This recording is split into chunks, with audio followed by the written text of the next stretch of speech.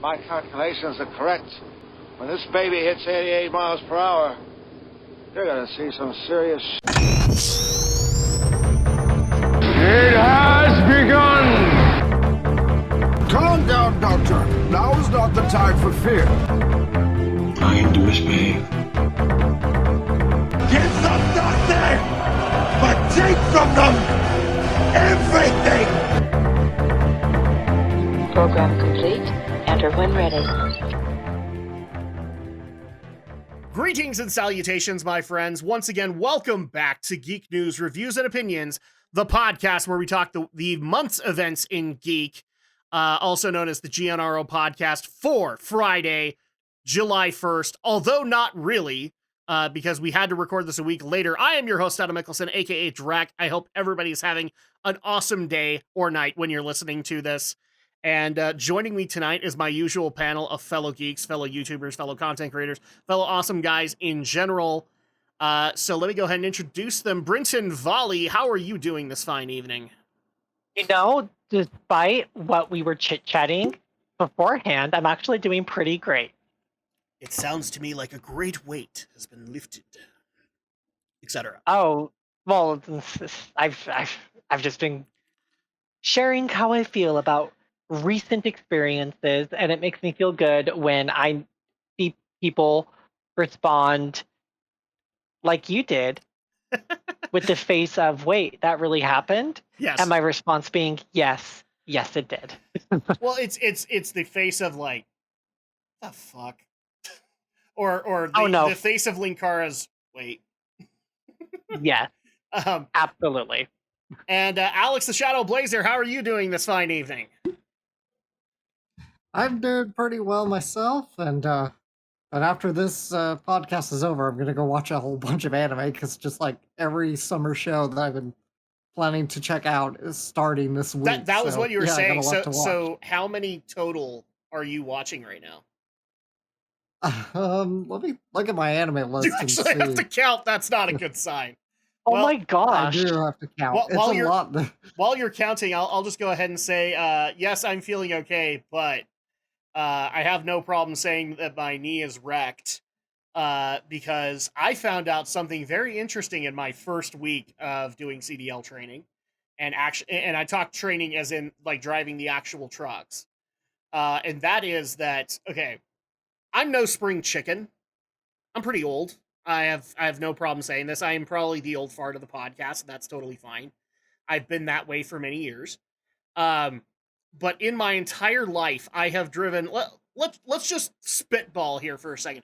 I've probably driven upwards of like 20 plus cars, okay, in my lifetime.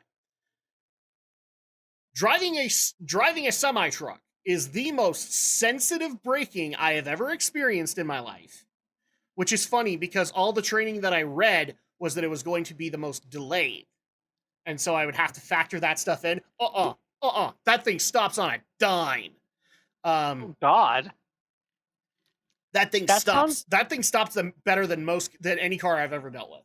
And that sounds pretty horrifying. Well, because it's not analog brakes. So most trucks these days use pneumatic air brakes. So at that given moment, but what's funny is that the internet training for it said that it had to account for brake lag, because it takes a while for the air to go through and actually stop things. Nope, it's good. I just I started lightly tapping on that and went and went, okay, that's good brakes. Not only that, but the steering on this semi is much more sensitive than any car I've driven. But the funniest thing in the world, and this is why my knee is wrecked, I have had to apply more pressure to an accelerator just to get to go than I ever have in any other car. So by the end of my training this week, my leg hurt and was swelling because of the amount of pressure I had to put on a fucking accelerator to get a semi-truck to move. That's crazy, man. Mm-hmm.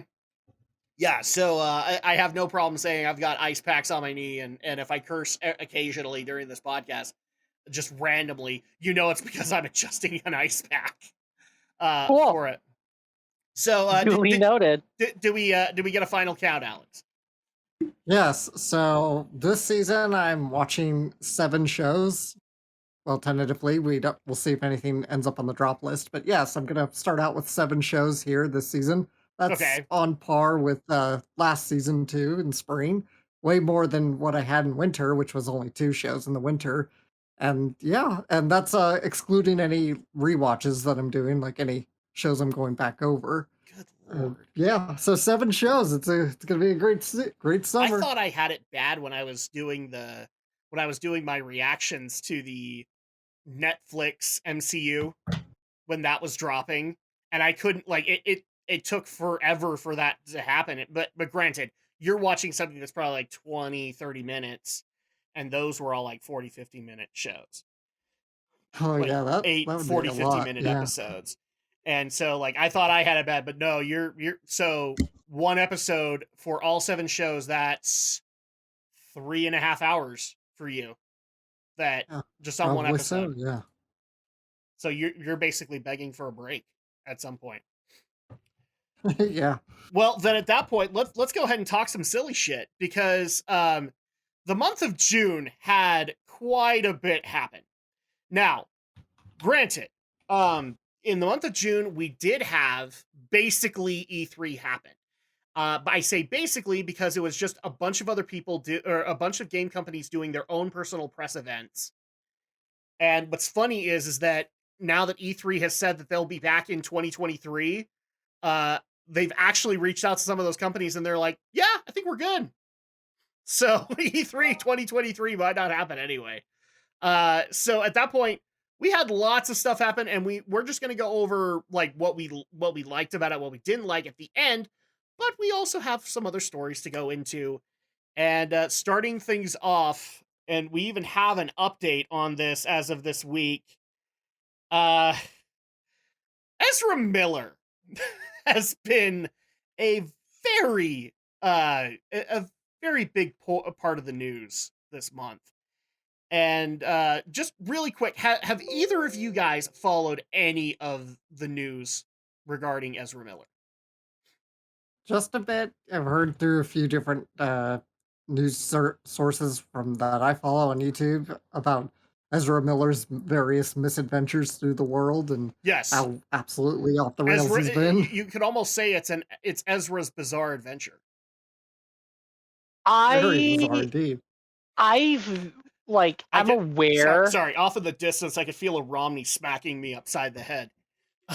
So I'm aware that Ezra Miller is just all over the place right now, but specifically, have I been like following his misadventures through life? No, I have not. the reason I asked this is because for some reason my wife's my wife's work always has like a news feed up.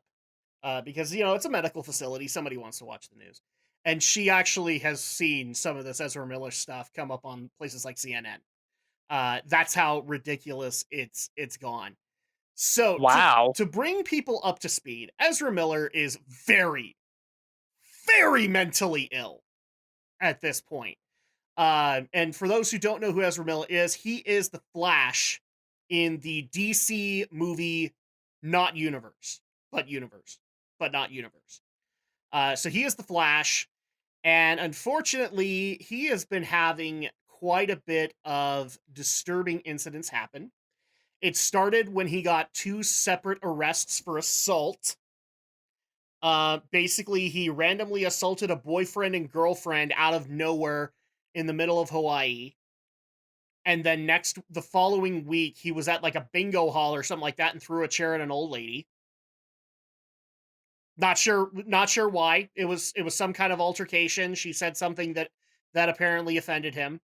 But now we have things getting even worse, as several young women have come out with various allegations against Ezra Miller, saying that they've had some inappropriate conversations with him. And even one of them he accosted at a party that he wasn't invited to, and basically was begging this young girl to follow him on Instagram and to divorce her parents and go and spend time with him. Enough so that he's had now, I believe it's still going on, a police standoff where he's off in a random barn with one of the girls who apparently he had the authority to marry from the parents, but the parents said, "Fuck you talking about?" So not only that, but the reason I say it's a standoff is because he has random weapons throughout the compound that he can go grab at any given moment. So, as you might imagine, with a Flash movie coming out very soon, Warner Brothers has been touchy on the subject. I think it's safe to say touchy. Especially since they've already had months worth of bad press concerning one Amber Heard. So at that point, people have been waiting for what WB is going to do about Ezra Miller, and more in particular, the Flashpoint movie that is coming out very soon that will have Michael Keaton as Batman. Well, surprisingly, DC and Warner Brothers in particular had an emergency meeting a few weeks ago and have officially terminated Ezra Miller's contract as the Flash. So they are no longer, and also I should point this out, not only as the Flash, but also as, I can't remember his character's name in the Fantastic Beasts series. He is no longer going to be reprising that role either. Oh, I didn't know he was in that movie. I'll look that up real quick. He's crap, what is his name in that? He's the guy that the Grindelwald took in the second movie that we found out had Dumbledore lineage. I haven't seen the second movie yet. What is his name? Oh, Credence Barebone / Aurelius Dumbledore. Aurelius Dumbledore or Credence. So, because he was the. Oh, I remember Credence. Yeah, he was in the first movie too. And so that was Ezra Miller. His contract has been terminated with that as well. And the recent development that we have, a lot of people suspected that because of various rumors saying that Ezra Miller hadn't completed his role as Barry Allen in the Flashpoint movie, whether or not that movie would come out. Warner Brothers has since come out and said that the movie is going to come out. Its release date isn't changing. I think it's set for either late 2022 or early 2023. And internal sources have basically set the record straight that they have apparently spent way too much on this movie to not have it come out. It has to come out to try and earn back some of the money that was used in its filming. And also, I have been seeing some internal sources saying that Michael Keaton has been pushing for it because of the fact that he had to go get ready to be Batman. And the reason that he did that was because of a lot of the fan push to ask him to do it, even though he had worries about COVID.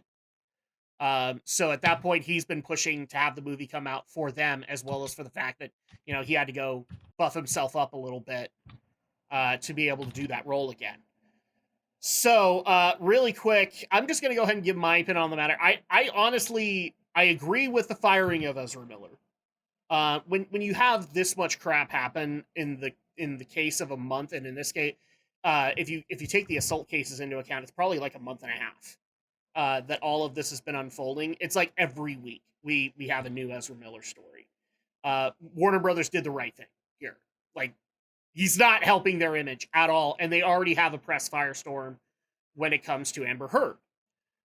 So at that point, they needed to let them go. And honestly, them putting out the Flashpoint movie does not surprise me in the slightest, because I also personally suspected that there was a lot of money invested into that film, and they had to have it come out to try and make back some of it.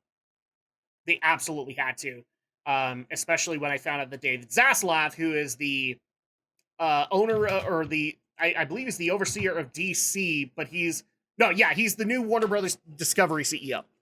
As soon as Zaslav came out and said that this movie is coming out, I knew that this is part of their merger too, so it has to come out. Alex, your thoughts on this? Yeah, I understand the need to release the movie. because it probably isn't going to be an expensive movie for Warner Brothers. So Yeah. I think it would be a mistake to not release it. Mm-hmm. Yeah, no, it absolutely is. What do you think of Ezra Miller's behavior? I don't know what's wrong with the man, but Jesus, he needs to get professional help. He is mentally unstable, and in fact, one of the things that was very interesting in the press statement that they said that the Flash movie was still going to come out. They made it sound like they had a strong feeling that Ezra was going to be seeking help. So that tells me either somebody's talked to him or they are urging him to do that for the sake of them or something to that line. But I mean, for crying out loud, go ahead. Sorry. Yeah, I'm just saying. I hope that's true. I hope he gets some help because he can't be right in his mind right now. Yeah. Well, and this doesn't help him or Warner Brothers in a lot of cases because when you do movies like this, it's usually for every movie, but in particular with action movies, there's insurance that has to be involved, and they have to insure these people just in case there's accidents on the set. And like so Ezra Miller, he got arrested twice within the last 3 months. That's not good. Like formal arrests. He has all of these grooming accusations on him. He's uninsurable when it comes to any of this stuff. Like they couldn't bring him back as the Flash if they wanted to without paying major premiums on their insurance to be able to bring him back as the Flash because nobody would trust him with this stuff. But Brinton, your thoughts on the Flash movie coming out as well as Ezra Miller in general? My thoughts are very similar to the conversation that's already, out on the table. I think it would be a gigantic waste and loss of money for Warner Brothers if they didn't put the movie out there just to make something back. And I think it's good that, or I'm hoping that Ezra Miller gets some help and gets the treatment that he probably needs. I don't see anything wrong with a major film studio saying, hey, look, like, there's something not right here. We can't have you be acting this way because you are representing Warner Brothers in a way in the different productions that we put out from the studio. So we're going to have to terminate you. Yeah, and effectively, he's not representing the brand anymore because his contract has been terminated. But which is great. I think that was the right move. And I think that it's good that people are assisting him with getting the help that he needs. It's no different than what I shared with you and Alex prior to recording this episode with why I've had to deal with that work. I mean, not to the same extreme extent. However, when people are having a mental health crisis, which is extremely valid after the last almost 2.5 years that we've been through, there are a lot of broken and shattered individuals. Therapists, treatment centers, they're all going to be making bank for a while. It's needed. Yeah, and in the case of Ezra, I can't, like, maybe the pandemic has played into it, but something also tells me that there might be an external influence in there too. I would not be surprised if we found out that Ezra has some kind of extended amount of drug use as well, that maybe that's what they're also encouraging him to take care of, and maybe that's part of the actions that he's been taking. But I will tell you this. If he is going to be taking treatment, I do not see him walking in willingly. I see him being hauled in. Because from what I've heard of Ezra's behavior, he doesn't, despite the Warner Brothers announcement, he doesn't sound like he feels like he needs any at all. So it's either he's going to get forced in there, or we're going to have like a Jussie Smollett or Smollett situation where he's going to make a spectacle of himself the entire time. I mean, Adam, normally, and the amount of people who do willingly go seek treatment is like, that amount of people is so astronomically small. Most people who go to rehab are essentially tricked or police escorted into the facility because it's that bad. And it's definitely going to happen in Ezra's case. I just don't see it any other way. And somebody, I actually just barely clarified this. So yes, The Flash is coming out in June of 2023. So that is still going to happen. I'm guaranteeing you that Warner Brothers is hoping that movie at least does as well as what they expected Robert Pattinson's The Batman to do. And I think that one exceeded expectations a little bit. So at that point, they're just hoping to be able to make back whatever they can on the budget. But I also have a feeling, and I want to bounce this off of you guys. I think with these two huge, because Robert Pattinson's Batman movie was also having a lot of budget issues because of the pandemic, but also because of numerous incidents on set and extraneous expenses.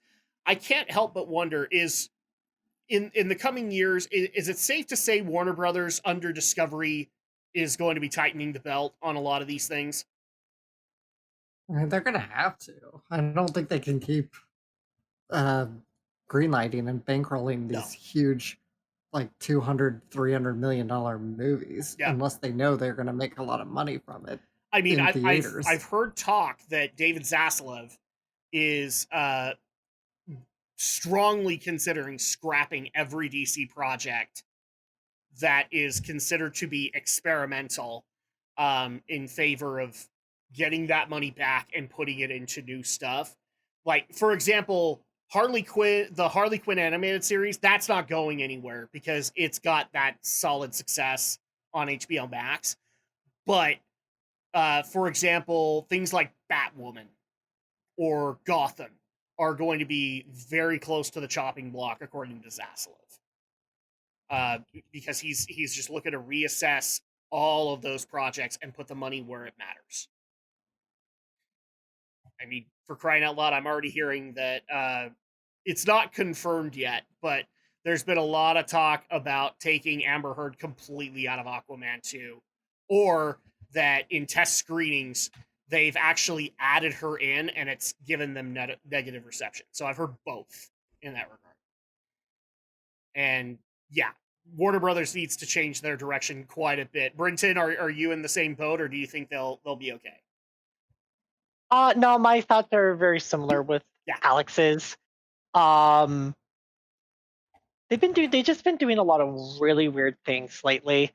Another thing I wanted to add in there is I think that they really should look better into who, like, the actors that they hire between Ezra Miller and now Amber Heard.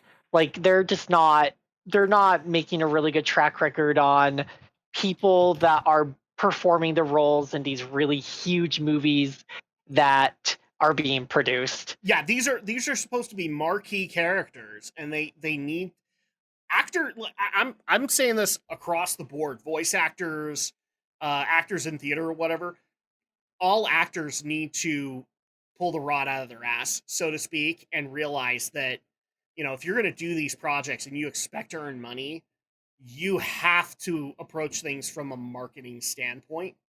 And you have to realize that even though this sounds very whorish, but your business is to sell yourself. Your brand is to sell yourself. And if people don't like who you are, it's going to hurt the product. And my example is going to be Amber Heard. Amber Heard has suffered quite a bit. Now, people are asking, I've already know a few people who are asking our thoughts on the verdicts and all that. I've decided to step out of that because it got launched into the political game. But suffice to say, like, after the trial happened and the verdict was finalized, you've noticed something very clear. Johnny has been out of the spotlight. He has been on his own, and he's not really done any interviews aside from maybe at his concerts. Heard has been everywhere, and all of it's backlash. Because it's attention-seeking behavior. Yes. She's a narcissist. That is what narcissists do. Yeah. And like, so at that point, it's not shocking. it's not helping her. And unfortunately, because, and it was even mentioned in the trial, she's on the cast of Aquaman, it's not going well for Warner Brothers either, because they are basically getting dragged into a quagmire they don't want. Because this isn't even about them. This is a divorce. This was a divorce court thing, or a civil court matter. It didn't involve Warner Brothers until Amber brought them in as witnesses and whatnot. So at that given moment, they are being brought into a quagmire they just don't want. And actors need to consider this now, because which is so silly to say, because we all grew up in a time where actors were considering that. Like, if Bette Midler was going to go and do a movie, she would shut up and just do the marketing for the movie. I mean, now Bette Midler doesn't do that, but like, I miss those days of yore when Keanu Reeves or Will Smith or anybody like all they talked about was the movie in the marketing tours, not about what they thought about this in particular political issue. It's ridiculous. I think another thing that I want to add just really fast, and I may be talking out of my ass here because I really don't know what it means to be a high budget successful movie star in Hollywood, USA. Yeah. However, I feel like there has to be some level of common sense at this point for current stars and those who are seeking to break into the industry. If you're looking to be in that limelight, be in the spotlight, have the paparazzi chase after you, etc., like, get your life in order before you start having like literally the entire world's attention like on you 24/7, because the slightest mishap or step in the wrong direction and you are scorned off the face of the planet. Or at the very least, you need to settle things enough so that when people ask about it, you have a concise answer for it that is going to be satisfiable. Like, it is going to be satisfiable. Because here's the thing. It doesn't matter what kind of answer you give, somebody on Twitter is going to go look it up. Kind of thing. Somebody on Instagram is going to go look it up. And so at that point, if you have a clear, concise statement about your feeling on the matter, yes, additional stuff is going to come out, but you at least have something to fall back on. And a lot of these actors don't have that. No, they don't. Or they need to build a backbone and actually deal with criticism. And I'm saying constructive criticism. Like, constructive criticism you have to be able to take, and all the other criticism you need to let bounce off your back. Because, like, I'm sorry, acting is just like any other profession. If you can't stand the heat, get out of the fucking kitchen. And it's just that simple. Alex, you've been kind of quiet on this. Any additional details? Not really, but I mean, that's the thing. To do any of the things you're saying, we'd probably have to go back to the old studio system, clear back at the golden age of Hollywood, the 30s and the 40s, and I don't think that's ever going to happen. No, we're at a point where anything can be discovered. So unfortunately, if you got skeletons in your closet, that's just going to be a thing. And I also think another thing in regards to that is public perception really needs to start learning the fact that people are broken and fallible, and they're going to have shit in their lives. And it's just unfortunate that we get to hear about it, but that's the way it is, kind of thing. So I agree with you on that one too, because there's just way too many times where we find out that this actor's been suffering from depression for, this many years and never said anything about it. And then some asshole on social media is mad that they kept it from them for 20 years, feeling that they were owed an explanation. And frankly, you're not. And that goes two ways. One, proper sense of reality to be able to say you are not part of this person's life. You are not an immediate friend, family, or anything like that. But also, and we've talked about this numerous times before, stop with the hero worship with some of these people. Stop it. Because when you put them up on the pedestal, somebody has to end up in the shit bucket. And that's not fair. to either party in that regard. A lot of times, the people that end up in that bucket happens to be the person on the pedestal. Yeah, it can flip, but either way, both roles are just not great because the pedestal you're being watched all the time, and then the shit bucket is the shit bucket. You know, that's the way it goes. But hopefully, with this story, one of the things that makes me somewhat confident in the Discovery merger with Warner Brothers is the fact that a lot of companies right now, they've been playing the political game for a few years now, lost a lot of money because of it, and now they are actually kind of reining people in and saying, no, we actually need to make money, which is what a business should worry about, because money is the lifeblood of that business. Kind of thing.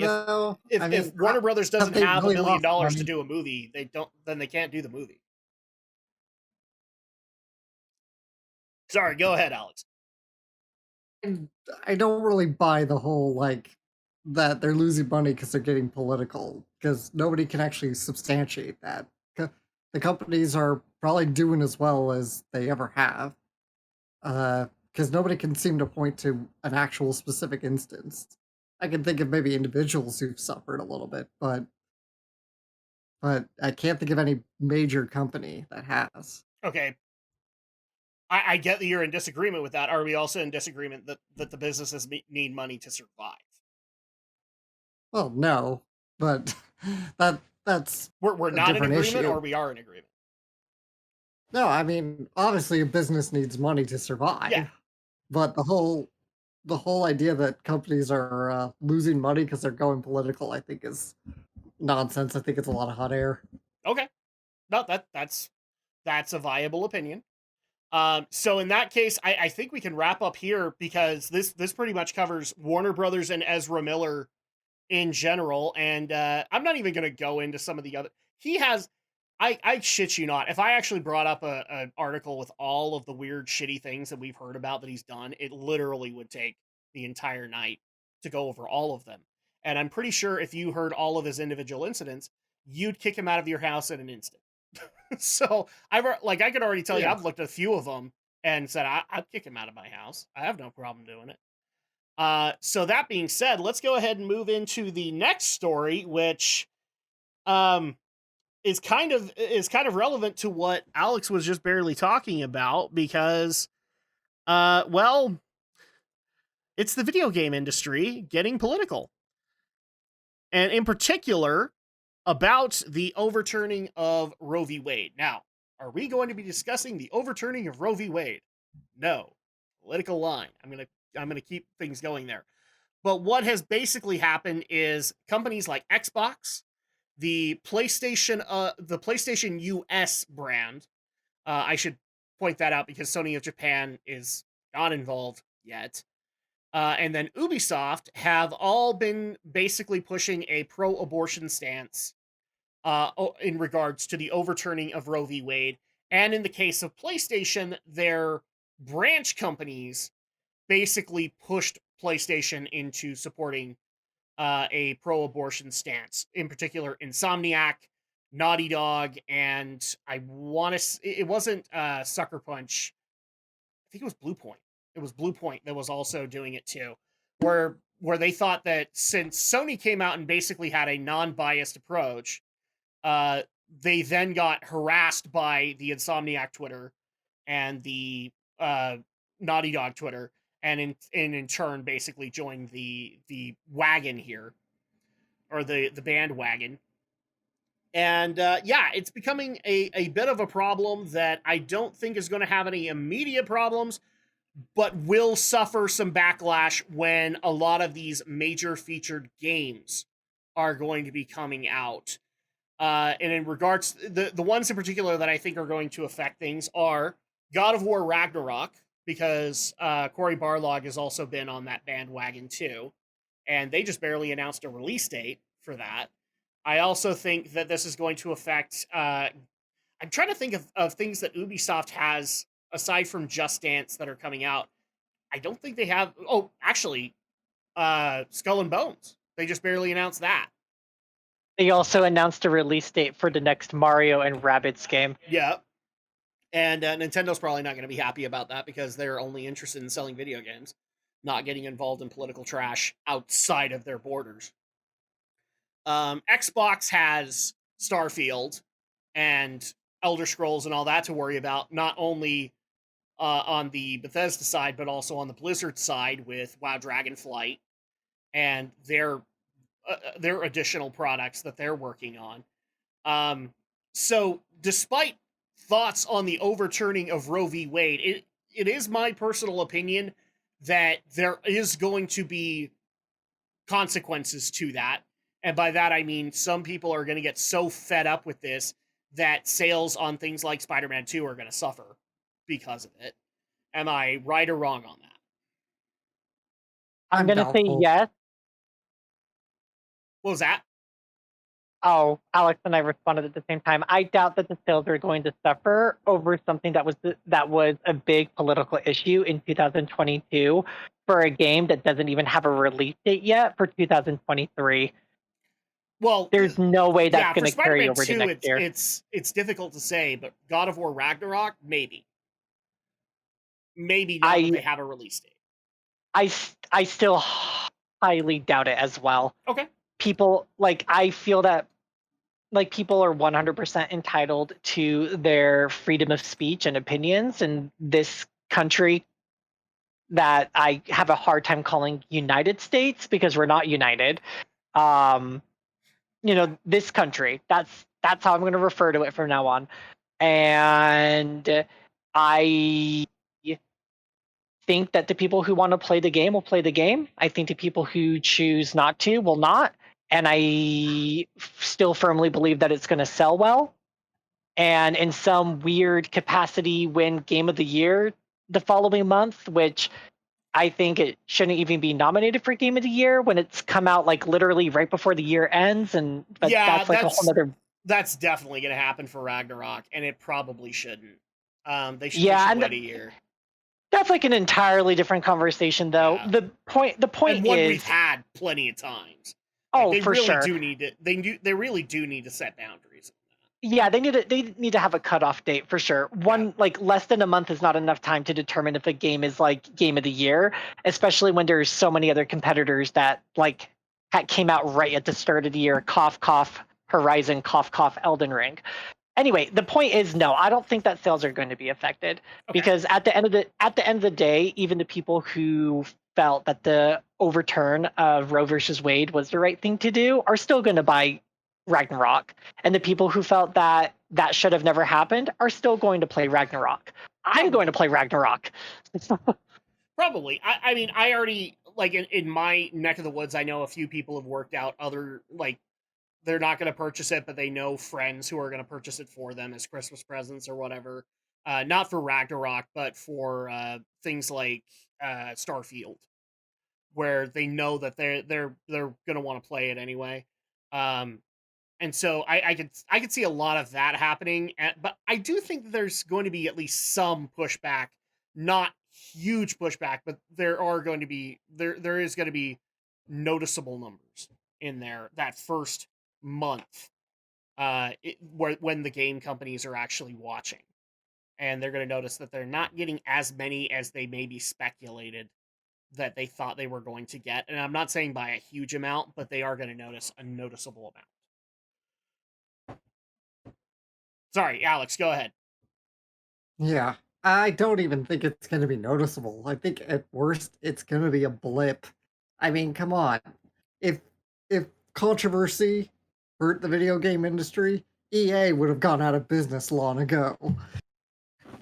Another example I want to throw. Well, technically, they were supposed to go out of business and be bought by NBC, but that's a whole other thing. Another example that I want to give, look at all the controversy that Naughty Dog has had with The Last of Us Part 2. And The Last of Us, and the highest, the $100 edition for The Last of Us Part 1 on PS5 sold out in 5 minutes. Yeah. So if people really had that big of a grudge against controversy, then The Last of Us Part 1's $100 edition of the game would not have sold out in less than 5 minutes. I agree with you there. That shouldn't have even happened, considering that Naughty Dog has, and in my opinion, I cannot back it up, but there is no way you're telling me that Last of Us Part 1 was built from the ground up. It is literally just a reskin, as far as I'm concerned. And so I'm not going to pay $70 to $100, but a lot of people bought that collector's edition. And I wanted to buy that collector's edition. By the time I saw the collector's edition, it was sold out. I have an issue with that, but only in the fact that I just don't think they should have put it at $70, considering that you can get I actually just barely checked on the new PlayStation Plus. Last of Us Remastered is available, and so at that point, I would just encourage people go play Last of Us Remastered on PlayStation Plus. Don't go pay $70 for a game that you can get essentially for free. Or you can do what I did and just traded in a bunch of games at GameStop that I wasn't playing and then paid it off in full. That too. So yeah, there really isn't much to go off of, because we basically we've given our opinions on this one. So I'm going to go ahead and move on into the next one, which I know that Alex will be happy about, because we've had this discussion about censorship before, and a most unlikely source has officially come out and said enough is enough, so to speak. And it's Paramount, of all people. So let's go ahead and get into this. The CEO of Paramount, when asked about censorious content that would be offensive to other people, this is literally the quote that the Paramount CEO said. Bob Backish, by the way, is his name. It's all on demand. You don't have to watch anything you don't want to. Yeah, I don't have a problem with that. Yeah. Like, what a simple concept. Oh, I don't have to watch this? Thank God. Wow. I thought I had to watch everything on Netflix the second it came out. Are you telling me I've been doing it wrong this whole time, Brinton? No, honestly. Yes. Honestly, I was kind of having this conversation with my boyfriend. So, the latest season of The Boys on Amazon just barely finished. And they had 2 very insane episodes in this season. Like, insane episodes. To the point where the viewer discretion notice on episode 6 flat out said, this episode isn't suitable for anybody. And it was that insane of an episode. And I haven't watched it because after watching the first episode of the new season, I was like, I can't. After what I saw in episode 1, there was no way I was going to make it through the rest of the season. So one of the biggest things that I've been talking about with my boyfriend, and even with a lot of other people, is that in some extent, I understand that there really is no need for a censorship with streaming. However, I feel there's going to come to be a point in this country when people are going to say, yeah, we need to have a new rating above mature. Because what I watched in this first episode of the new season of The Boys was so insanely disgusting that it was the second time an episode of television almost made me full on vomit. But you're giving an example of needed censorship. All right. So at that point, so let me pose this question. Censoring a person from a 20-plus-year-old movie, would you consider that to be overzealous? Yes, I would. I censor what in the film though? So because when I think of Disney Plus is very censorious in a lot of this stuff, and in fact, one of the things they did is if you watch Home Alone 2: Lost in New York, they edited out the scene where Donald Trump meets Kevin McAllister on Disney Plus. On Disney Plus, they took it out completely. They took it out completely. They took out the cameo completely. So at that point, would you have a problem with that?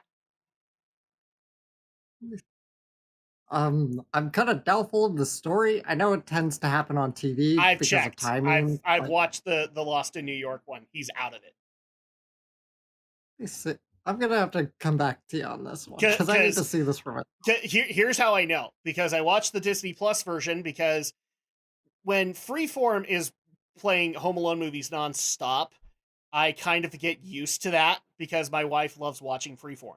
So then I will put it on in the background because I'm now used to it, and I need to have something going. Like, Quiet and Me don't work very well. And so I'll put something on in the background while I'm editing or whatever, and I put that in, and I actually did watch the scene. It is not there.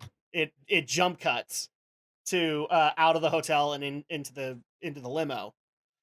And then I watched the Freeform version, and he's there. Now, I don't know if that happened in or if they've since fixed it, but it was definitely there during holidays 2021. Where you could see Donald Trump on Freeform, but you couldn't see him on Disney Plus, which is just silly to me. I'm realizing that I derailed the conversation a little bit with my with what totally I shared, because I'm guessing like relevant. What. Well, I mean, I'm guessing like what's the what's the bigger issue here? Specifically, like, are people getting mad that they in some capacity feel compelled and peer pressured into watching television shows that they can choose not to watch because they're an adult, and therefore are complaining that they need to be censored? Yes. I'm tapping out of this conversation. I don't have tolerance for this level of stupid today. This is what was happening what was happening in places like Disney Plus and Hulu, where, for example, things like Song of the South got taken off the platform even though it was there, and Disney basically kowtowed to it. And what this interview in particular is referring to is there was a lot of backlash towards a number of movies and series on the Paramount Plus platform because they're owned by Paramount, and whether or not CEO Bob Bakish would enact some kind of censorship or a different kind of dub or like a different kind of version being available on the platform. And this is from the interview where they actually did ask these questions. And I actually do like how he said this, and I'm going to use the quotes if that's okay. By definition, you have some things that were made in a different time and reflect different sensibilities. And this is him telling The Guardian. So the interview is with The Guardian. I don't believe in censoring art that was made historically. That's probably a mistake. And then he goes on later to say the other basically it was used for the headline here. It is all on demand. You don't have to watch anything you don't want to. Nobody's forcing you to go and watch stuff. And in particular, this was in response to South Park. Because guess who owns South Park? Paramount. And what has South Park been doing? They've actually been... So a lot of people think that they're done because Comedy Central doesn't play the new stuff. That's actually not the case. They've actually switched their content quite a bit. They actually are doing like bigger episodes on the streaming platform. In particular, they did their pandemic episodes, and I believe right now they've got another big saga going on called the Streaming Wars. And they've been making a lot of pot shots at a lot of people, and a lot of people have never liked that Trey Parker and Matt Stone do that. And so this was brought up in particular with them, and also with Beavis and Butthead Do the Universe, because that movie's a thing. So I actually like how Bob Bakish said this. If you don't like it, you don't have to watch it. We're not holding you down, Clockwork Orange style, to make you watch Beavis and Butthead Do the Universe. We're not making you watch things like Celebrity Deathmatch. If you're not interested in them, then they were obviously not part of your life. And this is actually one of those few times where, because I hate Paramount Plus. Paramount Plus has a lot of problems as a streaming platform, in my opinion. I've never been able to get it to work overall, which is sad, because there's a lot of stuff on that platform that I would really like to be able to have access to now that their Netflix contracts have gone up. And so at that point, I would love to be able to do that, but it's a clunky platform. I can help you with it if you like. Like, I was literally watching the season finale of Star Trek Strange New Worlds right before we started. The problem is that I've actually been moving from a Roku to, because we have smart TVs in the house. And the Rokus that we've had recently have had real overheating issues. And so basically what I've been doing is migrating us over to, for example, the streaming TV that we use and also the TV in our bedroom are Fire TVs. So we've been moving those over, and Paramount Plus does not work well with Fire TVs. Tons of issues, graphical problems when you're watching the shows, etc. And then our downstairs TV, which is an LG one, that one has issues with a number of streaming platforms. LG needs to work their shit out, because they've got Netflix going, but if you try to run, say, Crunchyroll or Retro Crush or YouTube on it, it doesn't work. I was gonna say, just as like a side tangent, if you're looking for a good smart TV, like Roku TVs are really good. I've never been impressed by the Fire TVs. The Google ones are also pretty good. Or invest in an Apple TV box, because I have one and everything streams beautifully off of the Apple TV. I like the Fire TVs. They've had probably some of the best resolution when it comes to playing games. It's just when it comes to platforms that are like streaming platforms that are either just barely starting or very niche, that they have that. And I think it's more on the apps end than it is on the TVs, just simply because of how niche those platforms are. Like, for example, Retro Crush, where they're trying to accommodate for so many things, but there's only so much you can do. Fair enough. I mean, going back, like, we actually have tried out Roku TVs, and I mean, correct me if I'm wrong, Alex, if you have a different opinion on this, they're fine. We don't have any issues with them. It's just those have been what's been available. So getting back on the topic at hand. Yeah. All I'm gonna say is, if you are the listener, someone who feels compelled by peer pressure to watch a program that you do not care for and then later complain about it, I will come personally to your home and smack you silly, because that is the dumbest shit I have ever heard in my life. I forgot this when I was saying it too. The other thing that they were having major backlash on was Tropic Thunder is theirs, and they never edited it. So that's the other one too, because I just barely forgot this article actually has a picture of Robert Downey Jr. in Tropic Thunder, and that's the other thing that got them nailed to a pike on it. And I love how Bob Backus handled it. So my last and final thoughts on this is that very smart words. Like, if you don't want to watch it, you don't have to watch it. Yeah.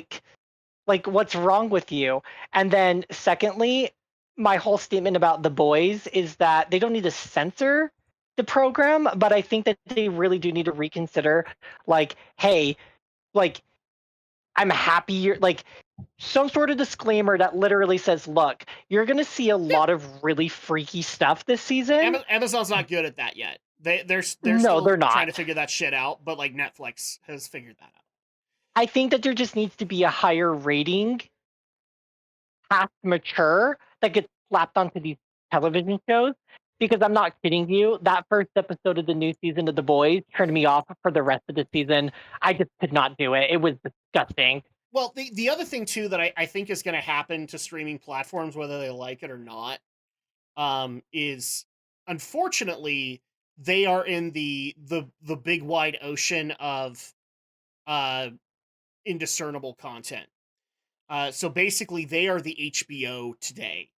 What HBO was for us back then. Mm-hmm. Like, as kids, the HBO was doing things like Taxi Cab Confessional and stuff like that.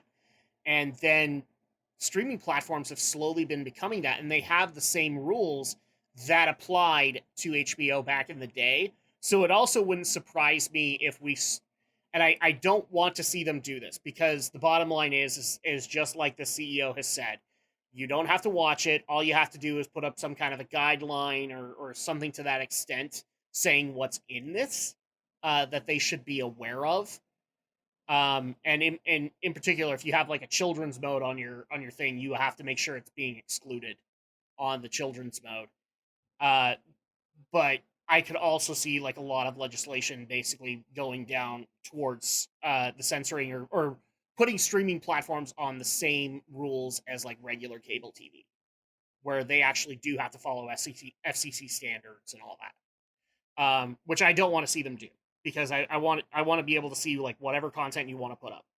Like if you think you've got, because that will affect like indie filming platforms as well, and I don't want it to. So at that point, Alex, I think we've cut you off a couple of times. Your final thoughts on this one? I'm sorry, I'm not having the greatest connection tonight, so No. everything's kind of in and out. Sorry. So final thoughts on Bob Backish's opinions on censoring on-demand content. I very much agree with this point, and I remember quite a few years ago on this show, I don't know if it was back at our radio days or YouTube days, whatever, but I do remember we were discussing kind of Gone with the Wind. There's controversy around Gone with the Wind, and Yep. right? I like, remember oh, yeah, this conversation. Yeah, it's like, yeah, guy, I'm sorry, a movie from 1939, from 90 years ago, or 80 years ago, one of the two, it doesn't meet today's sensibilities. Great, art moves on, art changes, things change. You gotta have perspective about when was this made, what were the times like, what were the standards like. You just have to realize, yeah, things have changed, times have changed, but you gotta remember to would look it be at enough things for through the lens you, of, Alex, to like at the beginning of a stream it says the following movie contains this? Would that be enough, in your opinion, that's to all justify that's all it? you need. You just need a general content viewer discretion advised tag, it's what TV is used for decades now. When any kind of controversial or adult programming kind of comes on, it's like, Yep. they all start with viewer This is discretion advised. this is basically what I was screaming about. Like it still bugs me. Disney Plus went through their huge vault of content and took out a lot of that because it was made in earlier times. I mean, Song of the South is a good example, but there's a bunch of other westerns that they had done back in the day. I think they had the rights to a few Zorro movies, and those were done in different sensibilities. And that's really what they should have done. Is they just should have said, yeah, this was made in a different time. It contains this. If you don't like it, there's the door, kind of thing. Because nobody was making kids watch Song of the South. No. Which is really funny, because Disney has done that for some of their films. I don't know which ones, Yes. but they have put that disclaimer, like, hey, this was made from like during this time period. Mhm. And this time period is very different than when you're more than likely watching this film. Yeah, So for please example, Old recognize Yeller that is on Disney Plus. yeah, And it only has the guideline of you will see animal death in this film, kind of thing. That's fine. That's totally fine. That's what I want, kind of thing. I mean, any movie about a pet is going to end with the pet dying. So you kind of like need to apply some common sense at that point and realize, oh, I'm about to go see a dog die. Cool. Well, and yeah, and Old Yeah. Yeller cannot be accessible on the kids mode of Disney Plus, which, I mean, kids aren't going to look for it, but at that point you have the proper warnings when somebody accesses it. I also know that way back I watched the Homeward Bound movies, which I grew up with, and they even have Mhm. notifications of animal violence because of the what was it, the porcupine that strikes one of the dogs, which is Oh yeah. it's a big scene for some kids. So at that point they put up the warning, and to me that's enough, because at that point you've been warned this is in it. And Yeah. in the case of like a controversial movie that is just barely hitting the platform, you've already probably heard about the controversy because of the way that the news cycle works now. So you already knew about it then, and then they warn you before you watch the movie. That's enough to me. And Adam and maybe Brenton, either of you remember like the early days of AMC channel when AMC was dedicated to movies, or Turner Yes, Classic but I Movies didn't when they'd watch have it. like, yeah, when they'd have like anytime they have like an so AMC used to do this back in the day, and so did Turner Classic. I don't know if Turner TCM does it Classic, still, but they have A&E did uh, it with their biography channel. yeah, they would pretty much they'd have like somebody come on and like introduce and say, "This is what the movie's about. This is who made it, so on and so forth." You know, I think it'd do good for streaming platforms to start doing that with some of their older Which films. I kind of miss, because the other thing that they would do is they would hype the movie to an extent. So like Yeah, it was basically like Casey Kasem top 10 for those movies. Like if nobody's ever seen Son of Godzilla, they would explain what the plot is about and why people might want to be interested in it, along with telling people yeah, that there are these things in it. I kind of miss those yeah. days. God, I remember when I was in high school, probably my sophomore year. I remember Turner Classic ran like I don't know if it was I think it was a month, a full month of Studio Ghibli movies. Yep. You know, and they were all introduced by John Lasseter, and yeah, you're right. He'd hype up the movies and got me excited to watch them. Yeah. I know people like Robert Stack made killings off of those kinds of recordings. Absolutely made killings off of them. And so if people don't know who Robert Stack is, he was also the guy who was doing I think it was Rescue 911. And also No, that was William Shatner. No, that was He did Unsolved Mysteries. That was his. Yeah.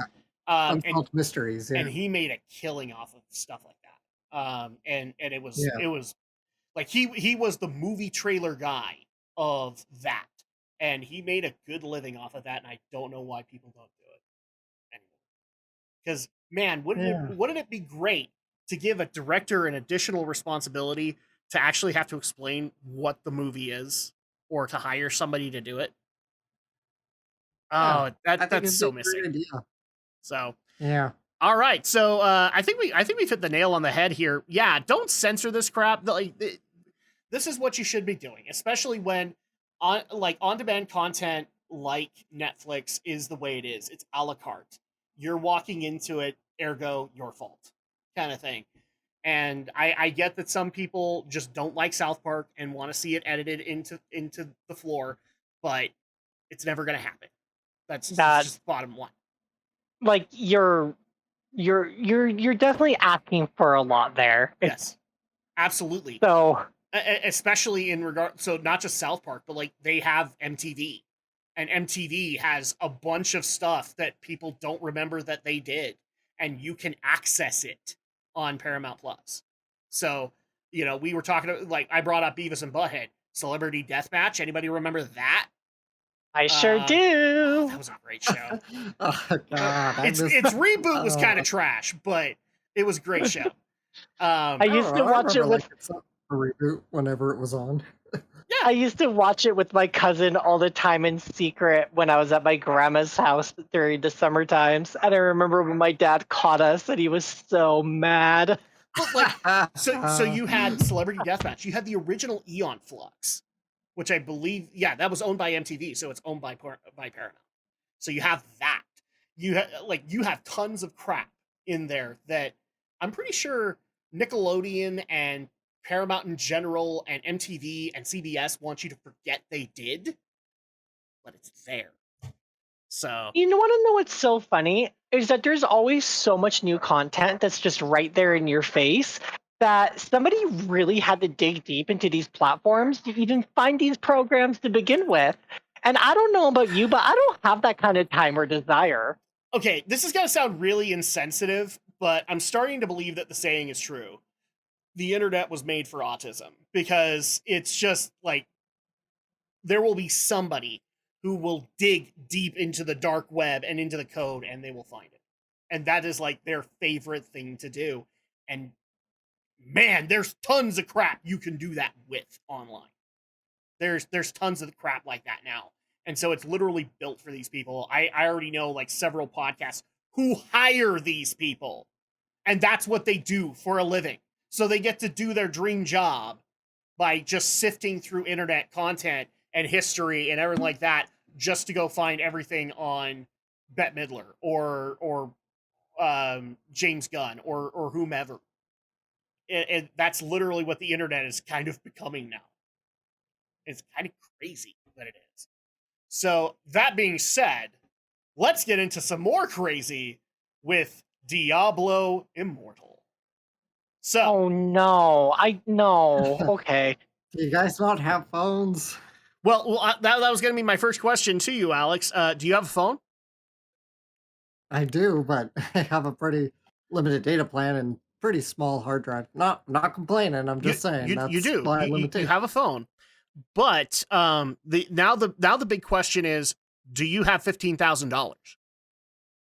I do not have $15,000. Well, then you're excluded from Diablo Immortal because we have just barely found out. And this is one of the stories I wanted to bring up, even though Alex also found another great one, which actually made me maybe just giggle inside. And that is a top Diablo Immortal streamer, shit you not, quit Diablo Immortal after spending $15,000 of his own money to acquire a rare legendary item that he needed for his character class. So in case people haven't heard this, Diablo Immortal has come out. It is on mobile. Surprisingly, it came out on PC, which was a lot of people's complaints. And actually, I find that amazingly funny because now Pat the NES Pug can shut the fuck up, because that was the complaint that he was ripping people for, is they just wanted a PC version. And guess what? We got it. It's clunky, but it's there. So we'll give them credit there. But the other problem that a lot of people had with Diablo Immortal has come to, unfortunately, light. It is a microtransactions nightmare. Now, it is free to play. I should point that out really quick. It is free to play. However, it has now been proven through, I hate to use the term again, but the autism of the internet, that it would take upwards of $50,000 to optimize your character in time for current day PvP. So if you wanted to do PvP on Diablo Immortal now, and you want to have the cutting edge, you have to pay $54,000 minimum. God. Now, in particular, what I am talking about is a Diablo Immortal streamer was trying to get a rare gem, a 5-star gem for his gear during the official launch of Diablo Immortal. The streamer in particular was named Quinn69, and he spent a long time getting this. I should point that out. He spent a long time getting this. Long enough that he was actually able to see those statistics that you would need to spend upwards of $50,000 to be able to optimize your character completely. And Homeboy, like, take out a loan or something? Like, who just has 50 grand lying around like that? some of these That's not a movie streamers star. just do, unfortunately. Like, that's ridiculous to me. I would not be spending $15,000 on any video game. At all. Like, even with a lot of free-to-play stuff, I play the game. And I play it for me. I don't play it to be able to do the current PvP or anything like that. I just play it on my deal. I will honestly admit, I have played the Diablo Immortal PC beta. I played it like 4 times, and then I quit because that PC app is so clunky, and Blizzard has not done anything to fix it yet. So when they fix it, I'll try it again. But it's broke. It does not work on my PC at all. And in fact, starts having aneurysms because I have 3 to 4 monitors. So I'm not doing that. But anyway, this guy actually was able to get what he was looking to get. Now, I should point out, he is from, I believe, New Zealand. And he spent the equivalent of $15,000 on microtransactions in order to give himself the advantages needed to be able to get this 5-star gem in a timely manner. Okay? When the statistics basically say if you want one piece of optimized gear for your class, Brenton, if you don't want to pay a microtransaction, do you want to guess what the estimated minimum time you're going to take to get that? How long would it take? Like, I don't have any earthly idea, and I'm not going to throw it out. 18 months for one piece. So, Adam, my hearing has been going out as I've gotten older. Could you repeat yourself? 18 months. 1-8. 18 months? One more time for the audience. 18 months for one piece of gear on a character. Now, in Diablo Immortal, how many pieces of gear do we have? Well, we can go to Diablo 3. Thankfully for that, we have head, shoulder, chest, legs, braces, gloves, belt, boots. Ring, neck, weapon, off weapon. In some Knees classes. and toes. So I just listed off 12 to 13 item slots. Alex, do the math for me. 18 times 13 slots. How long does it take? I could do that really quick. I have my calculator open. So 234 months. You're incorrect. It is way too much fucking time. But no, yeah, 234 months to be able to get your full gear set in Diablo Immortal for one season of gear. And they've already said that Diablo Immortal will go into a season structure. Well, that's 19 and a half years if I... Do you see now why gamers don't like predatory microtransactions, Blizzard? Well, I'm glad that they're... I mean, honestly, one, that was a personal choice of this person to drop that much cash. But two, at least it's still giving a sense of awareness of, look, like, this is not something you should invest in. No. And in fact, so allow me to finish the story, because the way that he did My it, apologies. I think was appropriate. So he spent in New Zealand dollars, $25,165 in New Zealand. God almighty. Which comes out to $15,900 US. So he spent $15,000 to get one 5-star gem in the game. His reaction to getting it, not only did he basically have an aneurysm on stream, he then quit Diablo Immortal.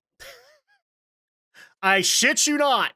He quit Diablo Immortal and immediately went on a tirade on how long it took him and how much money he had spent, because nobody knew how much he had spent until he said how much he had spent. So, you want to tell me that your game isn't predatory, Blizzard? Here's the proof. Because in order for him to get one thing, he had to spend this amount of money to get it in a timely manner. This is what we were worried about in 2018. And this is what you shirked off. Guess what? In the terms of a YouTube content creator by the name of Razorfist, fuck you, I was right. Here's a question that I kind of just want to pose for everybody that just popped into my head. Yes. You know, it is... I'm going to be confident in saying that most people who work in game development are themselves gamers. People who enjoy the art, enjoy going home and relaxing to a video game at the end of the day, and are part of the industry because it's something that they enjoy and they made a hobby into a career. Yes. How is it that these people can then sit there during development meetings and say, yes, let's create a game with microtransactions, even though historically it is not working. And gamers do not like microtransactions. 2 words. Are you ready for them? No. Corporate mandate. Oh, Yeah. and here's another 2 words. Chinese market. Well, here's That's what. here's 2 letters. BS. Absolutely. But, Brenton, it gets better. And Great. thankfully, Alex found how it got better. Well, let's hear it because I'm Because just already drowning in information of glory. One major reason that we suspected that Diablo Immortal was made the way it was, much like other games, other AAA games that are coming out right now, is that the companies making them are catering towards the burgeoning Japanese or Chinese market, where they can easily make tons of money for their horribly exorbitant budgets and maybe break even. But that window may not be available to Blizzard. In fact, Blizzard has fought it for much of its life. World of Warcraft had 4 separate releases in China because they kept violating Chinese standards. And because they kept... Alan Adham, I love you for early Blizzard, but you were a bastard when you came back from doing accounting, because you were the one who brought into the whole thing of the burgeoning Chinese market. And I would honestly like to know how much money Blizzard wasted on that burgeoning Chinese market because of your say-so, Alan. But it gets better, everybody, because they might not even make it to the Chinese market this time. And not even because of something they did! So, this is coming to us from Dexerto. I actually saw it on Batting into Comics, but it is great. So, the company that they work with in representation to China, Weibo, I think is how it's said. Weibo? I guess so.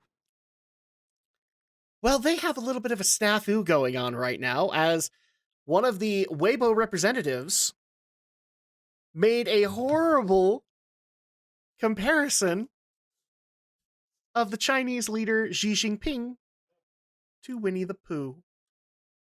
Wasn't that years ago, though? Nope, they brought it back. Oh my Joking god, about that was one of the biggest things that I loved from the last decade. Oh, It no, filled it's me with great. It so much keeps getting joy. brought back, and I hope it does forever, because Xi Jinping deserves it for all this crap happening. But no, so they actually made an active reference back to that joke, and now Weibo is in trouble. And they were the contact that was going to get Diablo Immortal onto the Chinese market. Oh boy. I really wish I had a soundboard right now, because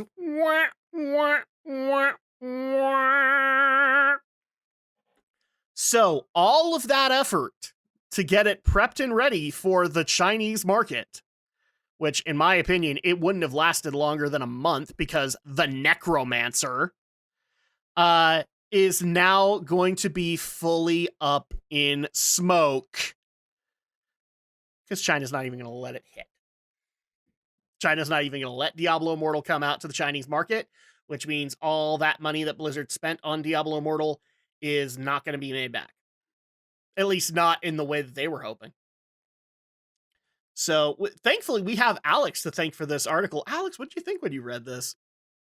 I just laughed. I thought, serves you right.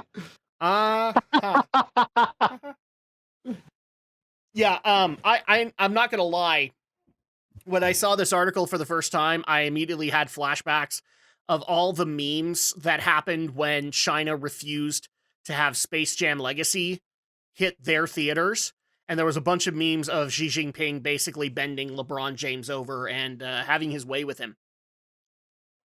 Which is exactly what happened in that whole scenario, because that movie would not have survived unless it had the Chinese market. And guess what, mother effers? It got denied.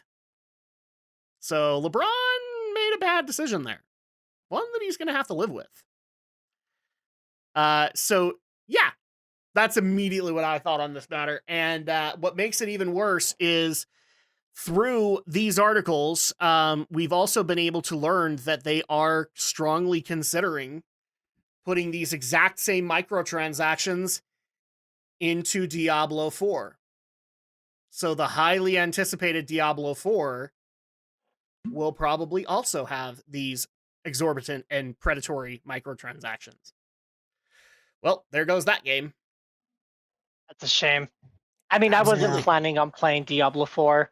Like, I'm pretty much done with Blizzard games. So See, the issue is like, I remember having a very, I don't want to say an argument between you and me, Brinson, because you had different issues with the Diablo Immortal announcement.